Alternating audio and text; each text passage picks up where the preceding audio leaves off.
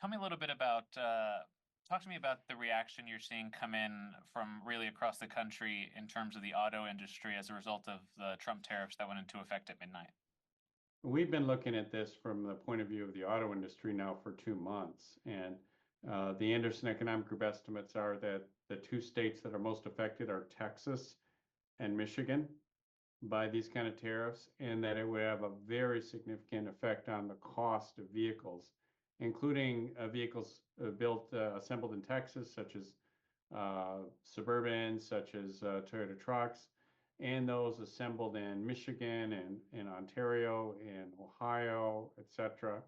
And our estimates are that it would affect the price of the vehicle from anywhere from $4,000 to $10,000.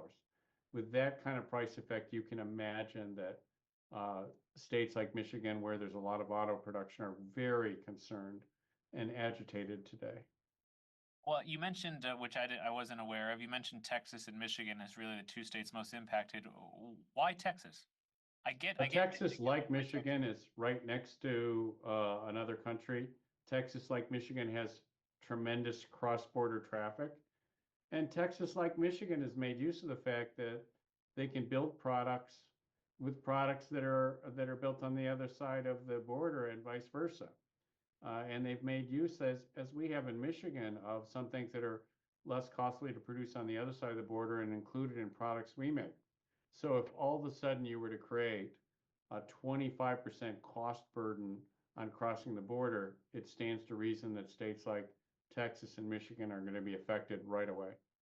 What does this mean for the consumer who perhaps is in the market to buy a car or is considering buying a car in the next few months? I've been telling people if they've got a vehicle that has specific equipment on that they wanted and they see it on a showroom floor now, they should probably buy it because one of the consequences of these kind of tariffs are that manufacturers will stop making some combinations.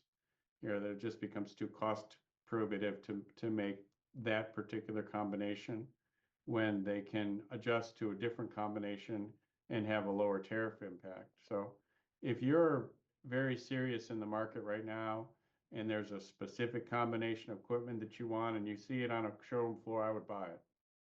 How quickly do you anticipate consumers feeling or seeing those higher prices for vehicles? I think the price effects are gonna come fairly quickly. Now, if it's already here, it's already across the border, it's already got a sticker on it from being produced a few weeks ago, it's not going to affect the price of that vehicle, at least in terms of the cost from the manufacturer.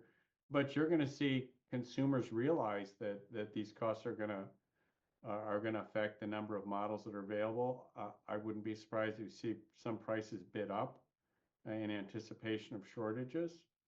And you're going to see folks looking at buying used cars or keeping their existing cars longer because by and large Americans are very unlikely to want to pay a four or five or $8,000 penalty for buying a product now that they didn't have to pay just a month ago. In terms of impacts long term over the next few months on the auto industry, what impact do you see this having on the industry? I mean, you just touched on it. It sounds like sales will largely Yeah. take a hit. I don't think this kind of cost increase is sustainable for the industry. And the president's articulated reason for this policy is about border security, illegal immigration, trafficking of drugs and human beings. Those are all legitimate American interests. You know that obviously in Texas, and it's also something we're aware of here in Michigan, also sharing a border. Uh, but there are ways to address that, and I hope they are addressed, that don't involve such a damaging effect on employment and on prices that consumers pay and on jobs here in the United States. Do you anticipate factories perhaps having to take a look at shutting down or changing production patterns here? I do. I mean, you just simply can't put that amount of cost onto vehicles and expect consumers to pay all of it. They're going to be resisting paying for it. And in some cases, manufacturers are going to shut some production lines or stop making some combinations because of because of that, and that is definitely going to affect jobs. In terms of the auto industry again as a whole, uncertainty, I guess, for the markets, uncertainty for business, dealerships, all sorts of things. Uncertainty is never good for the marketplace. No one really knows how long this will go, if perhaps the president will change his mind in a week or two and in a few hours. No one really knows. What does uncertainty do to an industry like the auto industry or any business?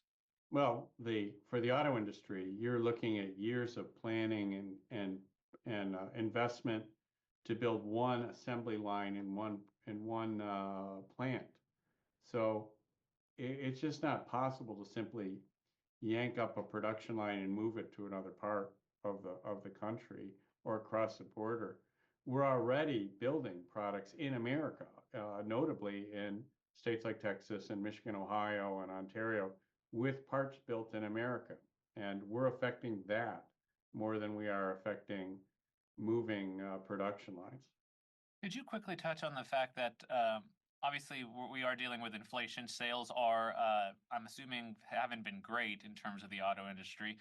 Yeah. I think the average price, according to Kelley Blue Book, is nearing $50,000 for a new car sale.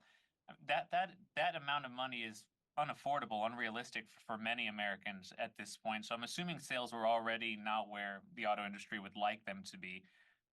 Is that true? And two, this will largely make that worse?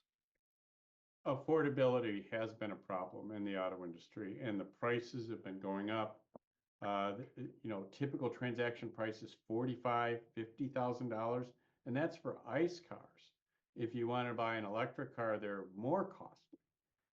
So that was a problem before the tariffs. If you were to take that and add on, say, another $4,000, that's just a complete deal killer for a lot of customers. And for other customers, even the talk about that just tells them, I'm not going to buy a car now, I'm just going to wait. And that is a consequence of this kind of tariff and this kind of policy of, let me say, brinksmanship and threatening and using it as a negotiating tool. There are, again, legitimate national issues for the president to pursue. And tariffs are a longstanding policy tool, but if you throw them on or take them off, you are really affecting the ability of these manufacturers to sustainably have jobs. And that particularly affects states like Michigan and Texas that have built some of their economy on the ability to trade and bring products back and forth across the border. Does that trickle down to what happens in the auto industry? I think it's a common sense question, but can you explain? I mean, that trickles down to all other parts of the economy. Is that correct? It's all connected. And here in Michigan, we don't talk about trickle down. This is right out in front. I mean, our company, Anderson Economic Group, in the auto industry, most of the companies that are out here are somewhere in the auto industry doing things. Same thing with agriculture. This is going to affect agriculture, a big industry in Texas and in Michigan.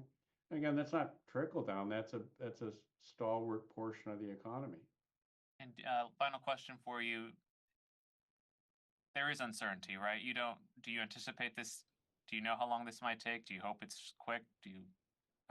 I hope it ends before the end of the day, Marcelino. Let me see. But I'll say last night at 7 p.m., I'm looking at the tariff notice and it's not signed and it says it's not going to be published until the 6th. So I can't actually tell you today if you have to pay a tariff on products coming across the border. Wow, interesting. So, yeah, I mean, it's hard to come out with more uncertainty than that.